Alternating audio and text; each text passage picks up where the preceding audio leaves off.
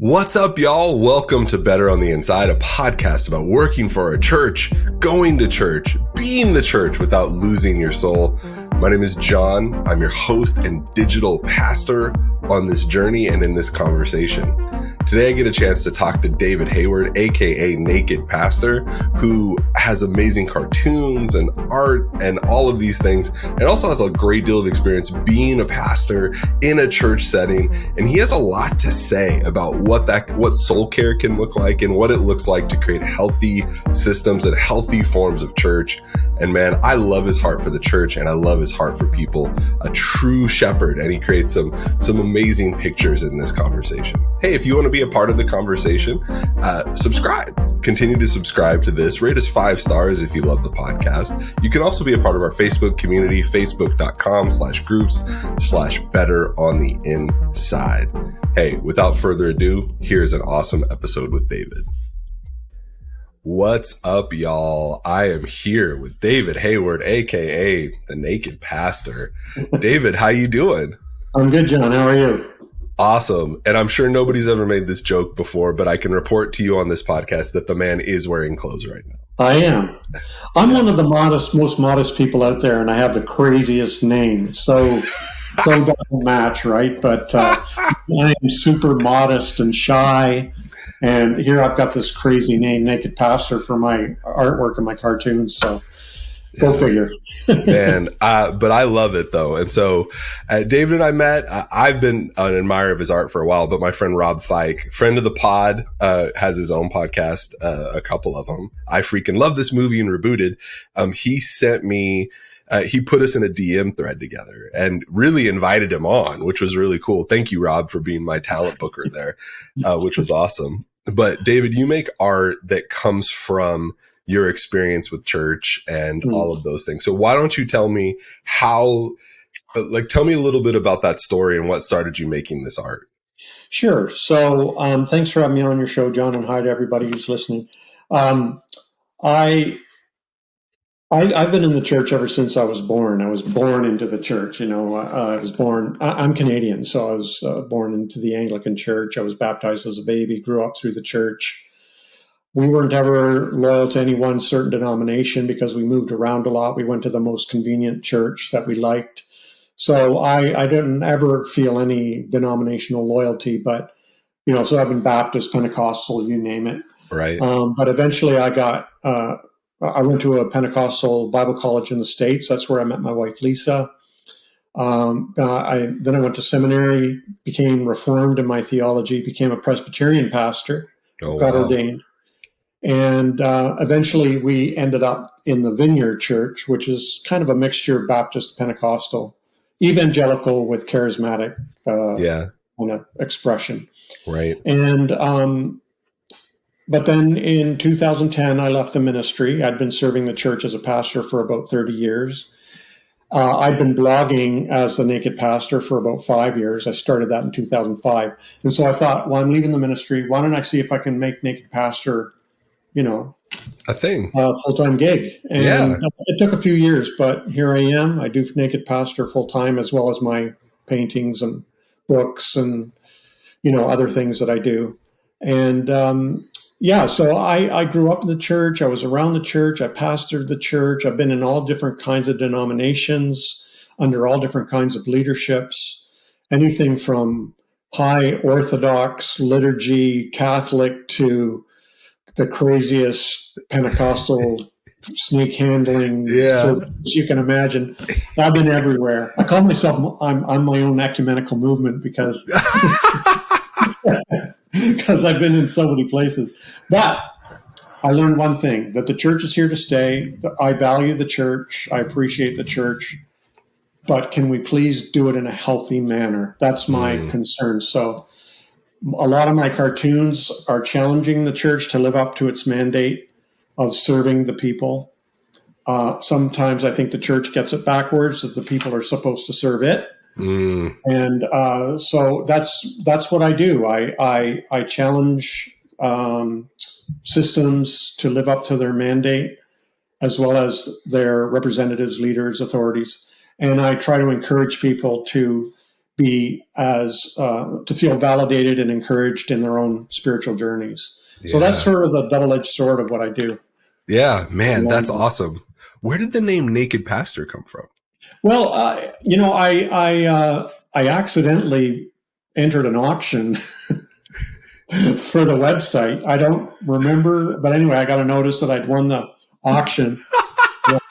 And I thought, oh no, how much money do I owe? And it was, it was like $78 or something crazy, because obviously nobody else wanted it. Yeah. But at that time, the Naked Chef, the Naked Archaeologist, the Naked Truth, all that was at the time. And I thought, I want to blog as a pastor, but I don't want it to be like other pastor blogs. I wanted people to be able to see what the life of a pastor was really like, with all the struggles, conflicts, doubts and fears, financial struggles, anger, I wanted to, pull open the curtain so people could see behind it what really goes on in the ministry. So that's what the naked means, naked pastor, just honest, vulnerable, transparent. Yeah, man. And I appreciate the authenticity, and it feels like maybe even more so now people are drawn to that authenticity. I don't know. First of all, blog boys, shout out to the early 2000 blog boys making it happen. But I think people are even more drawn to the authenticity now, like to see things in a naked way, right? Without covering, without artifice. And so I think that's really cool. Yeah, it's kind of funny. Back then, it was inappropriate, and I think I was ahead of my time, but now it's kind of cool to be authentic. Yeah, it is cool. Although I thank God you won it in the auction, because I wonder what somebody else would have done with it. You're saving the world from something horrible. So I recommend people, when they're searching for naked pastor, that they use one word, naked pastor. If you use two words, you're going to see things that you can't unsee. So. Oh, not safe for work alert. Oh, yeah. Don't Google it. We'll put the links in the show, in the show description, so that you could find it. Well, one of the cartoons, like the first time, like I know that I'd seen your cartoons, but the first time I saw your cartoon that affected me emotionally, and we were talking about it just a moment ago, was the one where there's a church, right, drawing, and there's people coming in the door, but then there's people getting put in the dumpster out the back. And that broke my heart, because I do think as part of a large church, working with large churches, having my own experience with church, I think that's how people have felt sometimes in the church. And so art can be such a powerful way to surface issues. That's what you talked about. And your heart is caring for the church and loving the church, but the art kind of surfaces the issue. So when did you start, like, just drawing? Like, were you always an artist, or was that something that came about? Ever remember not drawing? My dad was an artist. I was always watching him paint and draw. So ever since I was a little kid, I've been drawing. But, and I started my blog way back before it was Naked Pastor. I think my first blog name was churchpundit.com. How pretentious, eh? Yeah. So, and I would once in a while share one of my paintings. And one day, though, it was in 2006, I believe, I really love a good cartoon. Like, and my gold standard for me is the New Yorker cartoons. I just love them. And I thought, I'm going to try to convey what I'm trying to convey through a cartoon. Yeah. And they just took off. And so I, started using that as my main means of communication. Right. And expressing myself. And so I've been doing it now for 16 or 17 years. Yeah. I have thousands of cartoons in my arsenal.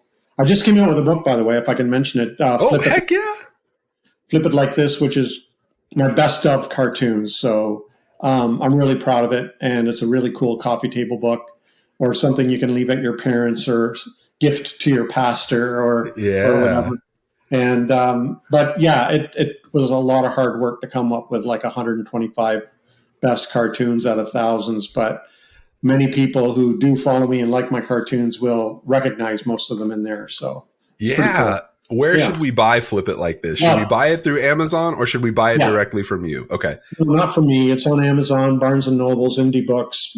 Somebody emailed me yesterday. I just found your book in Stowe, Vermont, a bookstore in Stowe, Vermont. So it's like, it's around.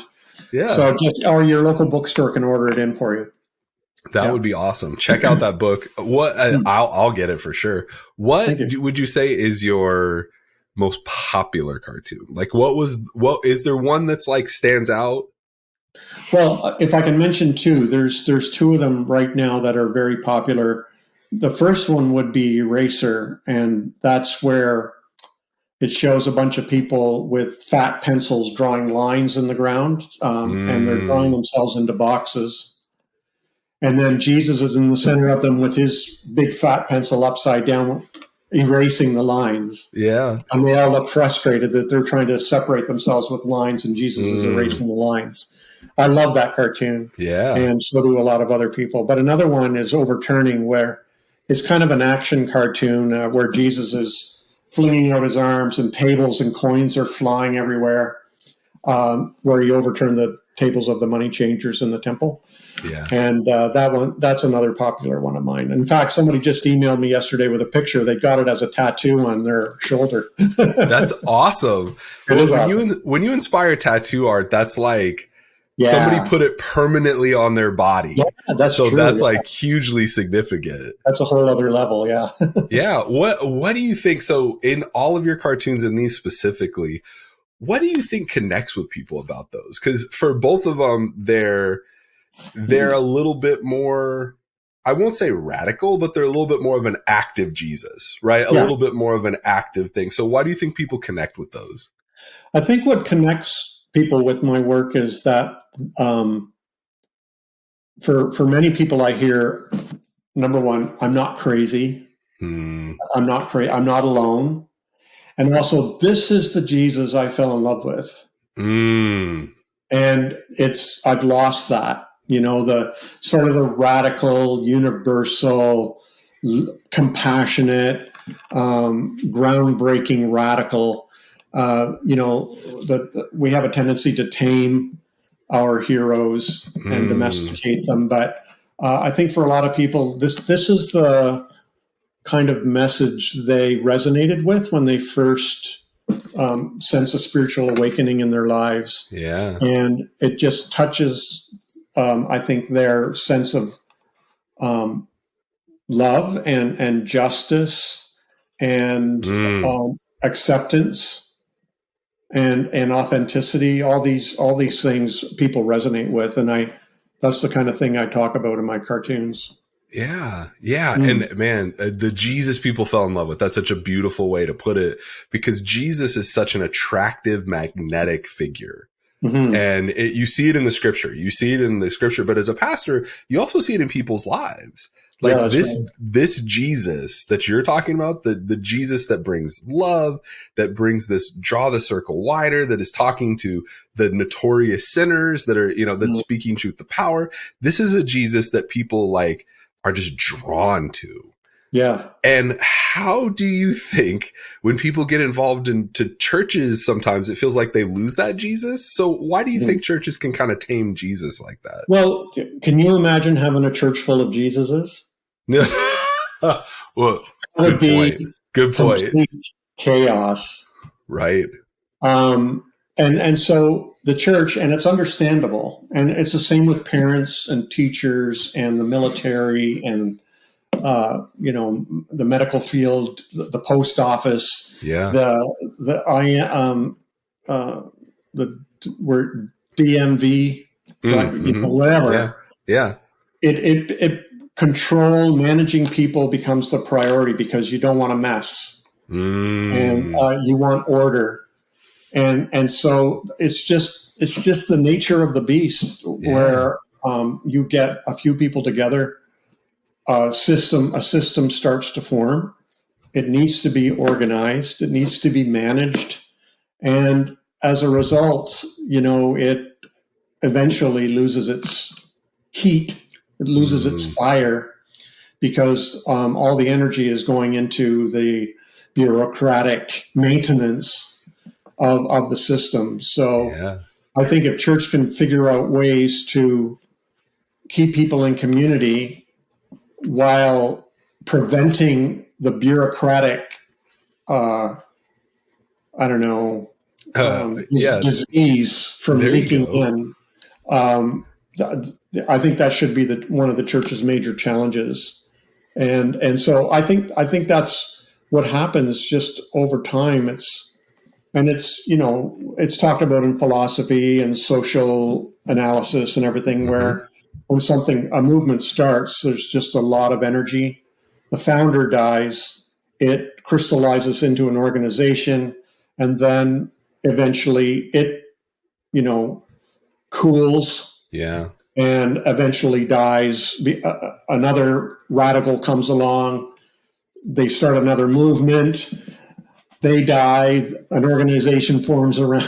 This cycle of how things go. And I think if the church can be conscious of that natural cycle, it is natural and it's totally understandable. But if we can somehow prevent that from happening and keep the energy, it's kind of like marriage. I've been married a long time. I've been married 42 years now.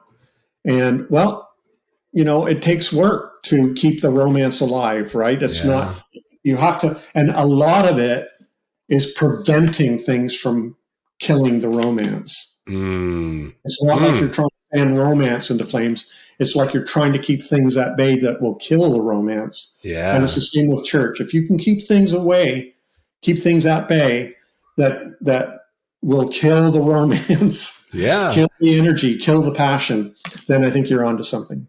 Oh man, that is so cool. And I know that all my church staffers or former church staffers were nodding their head when you talked about bureaucracy, of just like all that energy that goes to it. But I love that picture that you painted it's almost like the church is described as the bride of Christ, right? Of this marriage of not losing our love for our first love. Yeah. And I think part of what you talked about is the institutional church, the organizational church, the 501c3 organization seeks to kind of control and order that and keep it and crystallize it. Like you said, it's a natural process. That's not a critique of specific leaders or critique of a specific system. It's just the order of things. But part of what you were talking about is instead of like creating this little bubble that other things can't get in, instead of creating this ordered system where it's self-driving, you're kind of talking about doing preventative work to not lose the love of your first love. And that's what the church should be. And that's kind of I gotta be honest, it's kind of a mind blower. Like it's simple, but it's also like, that's a really cool thought. Well, John, it's kind of like planting a garden. Like when you plant a seed, let's say tomatoes, you plant a tomato seed and it eventually grows into a nice plant and tomatoes start to form. What's your job? Your job is not to pull the tomatoes out of the plant. Your job is to keep pests away, remove rocks, weeds, keep the earth soft, add nutrients and so on. You can't force it to grow tomatoes. What you do is you create the environment for it to do what it will do naturally. And so that's my belief about church and community.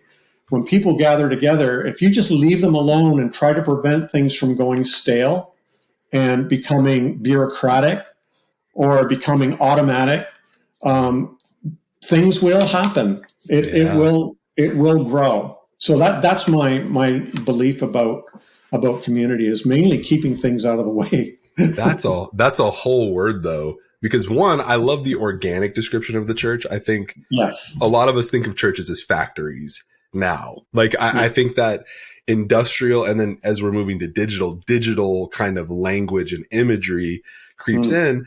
It's about efficiency. It's about scalability. It's about all of these things. Whereas if you're looking at it as a garden, like an organic thing, to your point, you can't make anything grow.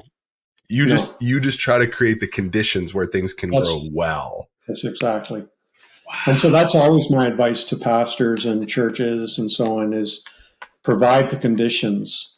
If you impose rules and so on how this should work, it's kind of like when you throw two lovers into a bedroom and lock the door, You don't need to instruct them on what to do. That's true. And so it's the same way about church or community. That is actually an illustration from Martin Luther, the theologian. Yeah. It really is true. So, and I think if churches can learn that and trust that process and not be afraid of the chaos, and just enjoy the creative chaos that it will bring. And I've experienced that in local churches. I've experienced that online, and I know it's true that when you just provide the conditions for a community to happen, it happens. Dang. This is so like, this is so counterintuitive, right? Yes, but you put it in such good language that it gets me excited, right? You get me fired up. So how practically, let's maybe make it a little more practical. Okay. How can we as pastors stay out of the way? Right? How can we create the conditions for love, right? And kind of stay out of our penchant for trying to control or to meddle too much. How do you think what's a practical way for us to do that? Oh man, there's so much, but I love using the analogy of a good, healthy family. So let's say with my family, I have a wife, a husband, father and mother. We have 3 kids. They're grown. We basically provided the environment for our kids to become their most authentic selves. Yeah. We offered guidelines. We would give advice. Yes, once in a while there were rules, but mostly it was providing for them a safe place to grow up and learn how to become independent, self-determining, authentic adults. Yeah. And it's like them in the car watching you drive for many years, and finally you're in the passenger seat watching them drive while they have their beginner's license, what we call their beginner's license here in Canada, where they can drive, but you have to be in the car, and then eventually you just have to say, okay, you're on your own, and they drive. It's the same with the church. It's the same with any kind of community. If you want that true, authentic community, you really do have to let go, and you really have to relinquish control, and you really have to step back, and you have to allow. You have to watch mistakes happen. Yeah. You have to trust people. And there will be some messes to clean up, but it'll be wonderful to watch the community develop into a healthier, more dynamic, and even an influential presence in the world. Yeah. I've seen it myself when communities are provided that kind of a space. The energy there is just amazing, and it overflows into the community around. So that's my advice. Now, it's hard for pastors because we've been taught how to lead, how to manage, and it's really, really difficult to let go and let other people drive. But if you want true, authentic community, that's what it's going to take. If you want to exercise control and strong leadership and visionary thinking and all that kind of thing, you'll get that kind of church, but it will not provide the authentic community so many people long for and look for. Yeah. And you have a choice, I'm afraid. You do have a choice. Yeah. That's,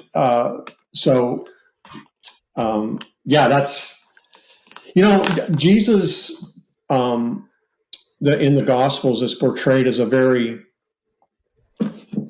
freeing kind of individual. Right. Basically, I'll put words in his mouth. Basically, he was like, follow me or not. I don't care. Yeah. This is my truth. Yeah. And this is who I am.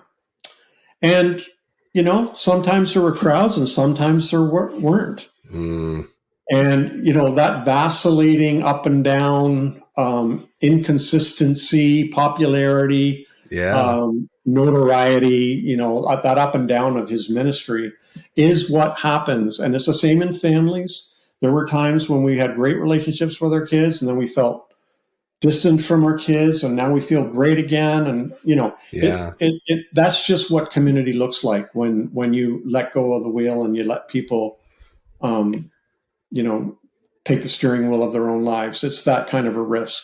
Yeah, man. That was a long answer to a short question. Sorry. Oh, that's a wonderful answer, because you talk about a few things, but seasonality is one of the things. And seasonality is something that a more industrial or digital view doesn't accept, right? We can get strawberries at the grocery store 12 months a year, but that's not how the cycle actually works. Right. There's a seasonality to everything, where in winter you eat certain things, in summer you eat certain things. And that's kind of the environment Jesus was raised in, and probably why he came when he did, because he appeals to just natural metaphor a lot, because it's just how it worked. Right. And so we have it a little bit different, where it's like, if I want it, I can get it generally within a day. Right. You order it from Amazon and it shows up, and you get all kinds of fruit from around the world. And so this idea of seasonality and letting things cycle, it's kind of the opposite of the up and to the right visionary leader philosophy of, you always have to be growing. You always have to be having new people. You always have to be making more money. You always have to be. Okay, you're back. Yeah. I froze up for a second. And that is just the opposite of what Jesus is talking about. This seasonality is opposite to that, because you can't control that kind of growth. But you're also, I think the unique thing about what you're saying is you're also not in any way condemning growing influence or growing church, or it's just a natural cycle. It's a thing that will happen. And Jesus kind of showcased that. Yeah, totally. Yeah. I appreciate that. The seasonal, and I experienced that in the churches I pastored and so on. But I don't know. I just had this sort of drive to be authentic and free, and knowing what it tasted like. I wanted the people in the congregation to feel that and sense that as well. So for me, the burning question is, so in a church, I think if a church struggles with this question, how can I be free without violating your freedom, John? And John, how can you be free without violating mine? If the church can struggle with that dynamic, I think they're on their way to being a healthy community. Because the kind of church that allows for people to be free, it's going to cause chaos. But that's the fun of authentic community. If a community is following rules for behavior, then there's no worries. You're preventing chaos from happening. Yeah. And I understand why churches do that, because chaos sucks. But if you're not in the community and you want free people and you have to figure things out as you go, that is what community actually is. I remember I had a small group meeting in my home, and we were just starting, and this was going to be great, and we had all this enthusiasm about it. But we kept having to deal with issues in the group. I was like, we got to deal with this issue, and then once we deal with that, we can get on to the better things, and then we deal with this issue, and then next week another issue would happen. Okay, we have to deal with this, and I thought, man, if we could just get rid of deal with these issues, we can move on and be that community. And then it struck me, this is actually how community works. We're actually doing the work. No goal. Yeah. But that's what community is, right? So it's like with Lisa and I, my wife and I, we've been married 42 years. We have the romance, everything's there. But if we kept thinking, if we could just get past this, we could move on to the real passionate romance that we've been longing for. But actually, it's doing that kind of work that provides the space for the romance, right? That's the weeding and the softening of the ground and the nurturing of the ground. It's the hard work of providing the space for romance. A lot of people listening to this might not be in positions of leadership in church, and they might just be kind of attending or figuring out where they stand with the church. I think a lot about them because so much of the system has shaped even our leaders. You talk about like you got free and you were able to feel free and who you were and showing up and doing your thing. And so you wanted to pass that on. And it feels like a lot of our leaders haven't experienced that freedom. So it's hard for them to give it to people. And so for the people who are been in kind of a consumeristic system, they show up on Sunday, they sing songs, they receive it, they go into the programmatic thing. They're kind of on a, you know, the way I almost think of it is like like a walking escalator where it's just like, hey, this is spiritual growth. And you just kind of go through it and you just receive it and consume it. How can you switch from a consumer to somebody who's more free, like you're talking about? Well, okay, John, you're opening up a big can of worms because you need to want it. I mean, I'll admit, when I'm in the airport and there's an escalator sidewalk, I'm going to get on it because it's easier. And I've been a pastor of a church where I was encouraging freedom, spiritual independence, authenticity. I've got news. Many people don't want it.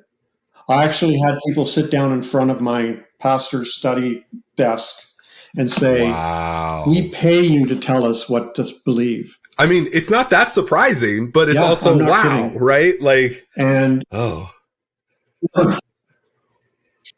that's, people prefer the security and the comfort and the predictability of the leeks and onions of Egypt than they do the promised land that they haven't seen yet, and the dangers that they have to walk through to get there. And so freedom is not easy, as we know. Like, we know stories of convicts who are released into the world, and you know they got to go to a halfway house, or many of them can't make it in the outside world, and many of them want to go back. They long to go back to that predictability, that security, that sort of comfort, and the fellowship and everything that they had there. It's really, really difficult to live a free life, but that's your choice: free with danger, or in slavery with all the, you know, comforts that it comes with. And so it's the same in the church. A lot of people love being told what to do, what to think, what to believe, what to say. It's convenient. It's like that escalator sidewalk in the airport. And rather than pulling your own bag, walking that long mile to get to the next plane, like many people prefer the easier one. And so that's just the human dynamic. I'm not judging. I'm just saying that's just a human dynamic. I learned that for myself as a church, you know, when I was saying we're going to be free. We're going to allow others to be free. And I thought this church is going to blow open. This is going to like explode. No, we lost people. And so what can you do? Like that, human behavior and human. That's why church is so difficult. Church is not easy. And I've been there as a pastor for 30 years where, you know, you want to be free. Pastors want to be free. They want to be raising free sheeple, I almost said. But they know the cost. They know the cost and the risks involved. But, you know, I saw this beautiful photograph of a Albanian shepherd, and it was all the girls were saying, this guy's a hunk, like this guy's just gorgeous. And it was this young, handsome man who's a shepherd, and you know, in his rugged clothes, and just a really handsome fellow. All the sheep were ahead of him, and he would just follow the sheep wherever they were grazing, you know, and very, very, very seldom do you see the shepherd out in front of the sheep. And sheep just basically go where the food is, and the shepherd watches, is there poisonous plants there, or are there dangerous animals, is there a cliff, you know, all this kind of thing. But mostly shepherds just wander around with the sheep. And I think that's a good model for pastoring, where you're with your people, you let them wander, you're there for guidance if they need it, and you're there to warn if there's, you know, if they need it, and so on. But That to me is a great model for pastoring, but it's difficult. I get it. I totally get it. It's so much easier to provide rules, boundaries, controls, stipulations, and structure, and all that stuff, because it's predictable and it prevents chaos from happening. I mean, shepherding is a great image. I mean, that's why what Jesus used, right? That's why, I mean, the word pastor really isn't in the Bible per se. Like he's calling them shepherds, right? And Peter, feed my sheep, right? And Jesus is using these shepherd analogies. He calls himself the good shepherd. And so this idea of following the sheep and, again, preventing, right? Being preventative, to let them be free versus keeping them contained. That, man, that's a whole word. Yeah. It really does compare. It really does compare to the tomato plant I mentioned earlier, where you just keep things out of the way and it'll grow. Yeah. The same with sheep. They'll find the grass before you will. They'll find the water before you will. They can smell it. And, just that kind of hands off, but you're there for them. And they know it. Yeah. Well, we didn't really predict that this was all going to be about. But I love it. But that's why the conversation is so fun, because there's discovery in here.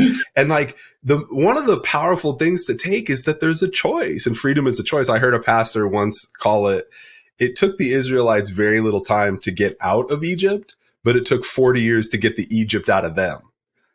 And that is what you're talking about.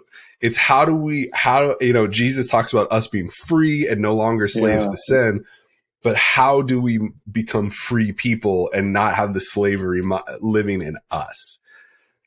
Because we easily become slaves to something else, right? Another system that's over us that tells us what to do, because it's like, well, at least we had 3 square meals a day and a place to sleep, right? Like that's the Israelites every other chapter. And it's but then you don't get manna. Oh man, dude, David, you are awesome. I love this. We will have to have you back on and continue this. But before we go, there's a very important segment called the non-judgment zone of joy. And I always sing a theme song to it, because it started as if like I was going to get a theme song and then I sing it. And I guess like the guys just keep me singing it because maybe they like to laugh at my singing. And I've been working on because I'm not a very good singer, but I work on customizing it for the guest. And so you're like a Canadian dude. And so I don't, so maybe I'll go with like, I'm trying to think of, I mean, I know that there's like Rush, but I don't know if I could do it in Rush style. Alanis Morissette. There's a lot of great Canadian artists. Celine Dion. Okay, there we go. We'll go with Celine. The non-judgment zone of joy, kind of an interpretation by Miss Celine Dion. It's the non-judgment zone of joy.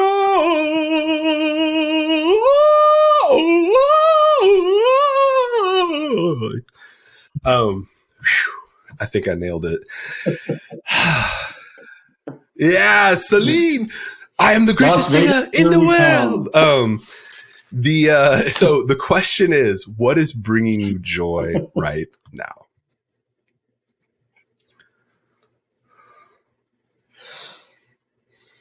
Well, I'll tell you.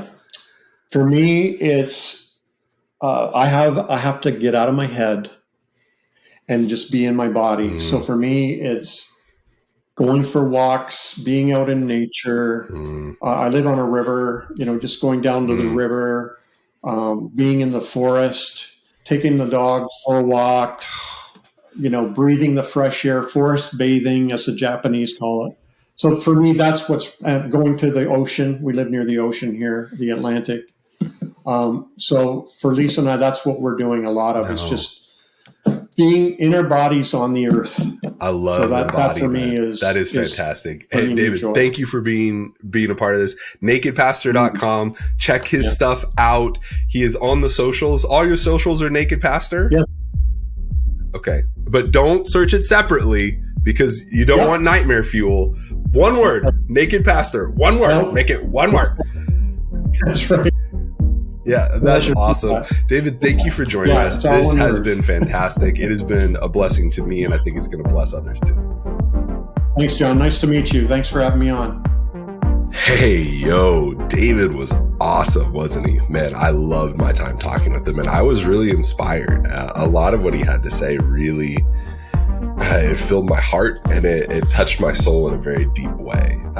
His genuine heart for people and love and care is just, overwhelming in a lot of ways. Really, truly incredible stuff. And I love what he has to say. If you have not purchased his book, Flip It Like This, you should absolutely do that. I purchased it. I read it. My 10-year-old is super into it. He likes to read it at night before he goes to bed. I think there's something comforting about his images of Jesus and the inclusiveness of all that and just the love that pervades. You can check him out at Naked Pastor, at Naked Pastor on all socials. Also, Naked Pastor is his website. Don't Google search Naked Pastor with two separate words. Make it one word. Otherwise, you're going to be in a world of pain and hurt. Don't do that. Just don't do that. If you want to continue to be a part of this conversation, you can join our Facebook group, facebook.com/group/better on the inside. We'll put a link in the show notes as well so that you could join us there. Rate us 5 stars if you like it. Recommend us to your friends, share it, and of course, subscribe wherever you listen to your podcasts. All right. I love y'all. I'll talk to y'all later.